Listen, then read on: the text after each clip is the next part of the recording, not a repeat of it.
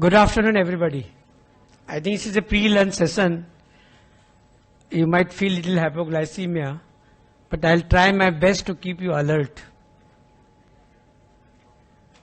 I have completed more than 45 years in radiology now, and I have seen the vertical growth of radiology and vertical growth of radiology in India and vertical growth of all the modalities.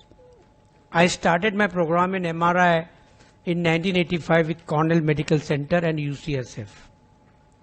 And simultaneously with me, Dr. Srinivas Desai, Prasanna Rao and Kohli, we started the program and we decided those days one will do neuro. That was the idea.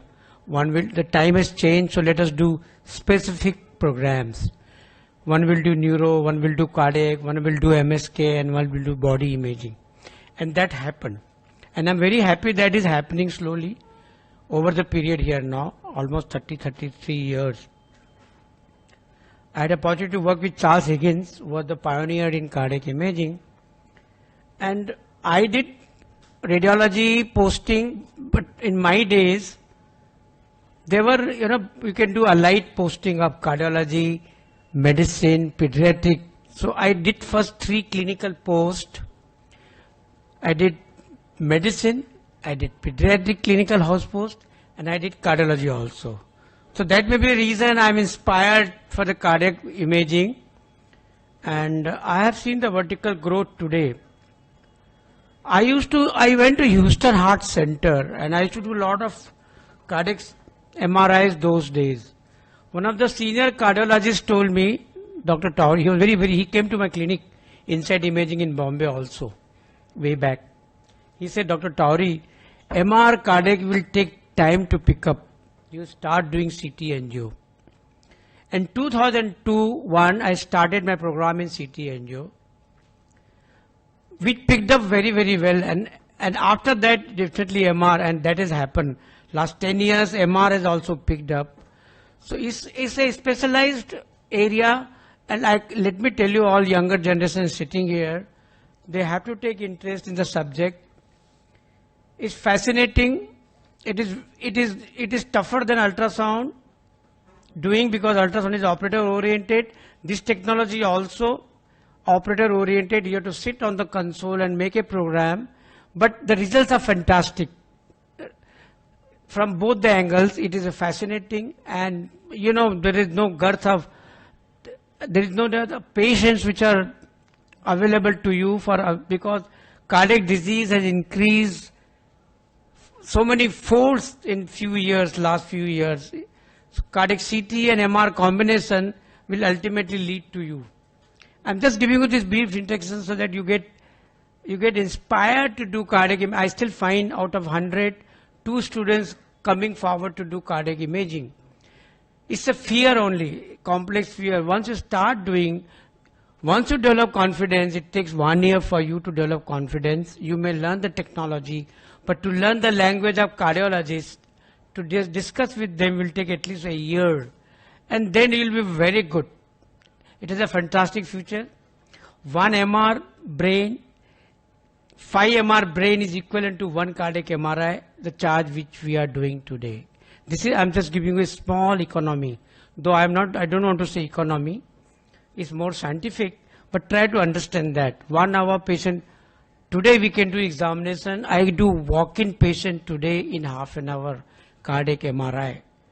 I do 15 minutes CT angio walk-in patient today, once I have some basic echo findings or other findings available. So with this brief introduction, I'll start my presentation. I'll try to make more case oriented so you get more interested, and in between I will cover the part of system, part of physics, which you have been doing now, all those things. So you'll understand that very easily.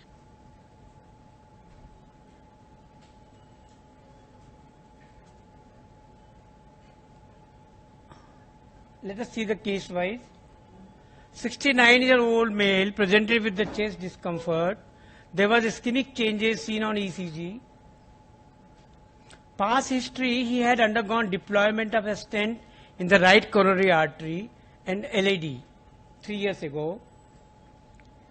Patient was subjected to 2D echo, which showed presence of endocarditis and hypokinesia in the inferior wall of the left ventricle. Ejection fraction was normal, but on echo they found some soft tissue lesion, right ventricle and pericardic region, but it was inconclusive. You cannot make out from a small area and what soft tissue, and difficult for a cardiologist. So hence catheter was subjected, patient was subjected to catheter and MRI. Catheter angiography was carried out. LNC stent was unremarkable. However, the right coronary stent showed occlusion. And you can see here, very clearly demonstrated RCA, and you can see the mid-occlusion of entire coronary artery, right coronary artery, very clearly defined. This was answered by catheter angiography. My topic is beyond catheter, beyond echo I'm going. I did MR. Now this is MR, this will come across short axis view, long axis view. You'll understand, it is very easy to understand that. You can see clearly here, in a short axis view, I am demonstrating the left ventricular musculature. You can see the hyperintensity delayed enhancement, which is an infarcted area, scar area, very clearly defined. And you can see the segments. This segment you'll have to study. There are 17 segments of the heart, which you have to know from base to apex. Once you start doing that, you'll understand very easy. It's no difficulty at all. Very simple it is, I made it here. But there was a soft tissue along the right ventricular musculature. Now this soft tissue which they had mentioned in their report of echo, so we said what it is. Whether it's infective, it's a myocardial mass or something else infiltrating the right ventricular musculature. But we have a technology with us. CT is with us here. So today's CT combination with echo combination and MRI combination, we can come to a final conclusion. That is the whole idea of this technology. Unfortunately, radiology missed echocardiography. It was a branch of ultrasound, but because of the fear of radiologists not participating in the cardiac program, they have really missed totally. But doesn't matter. Today we have CT, MR,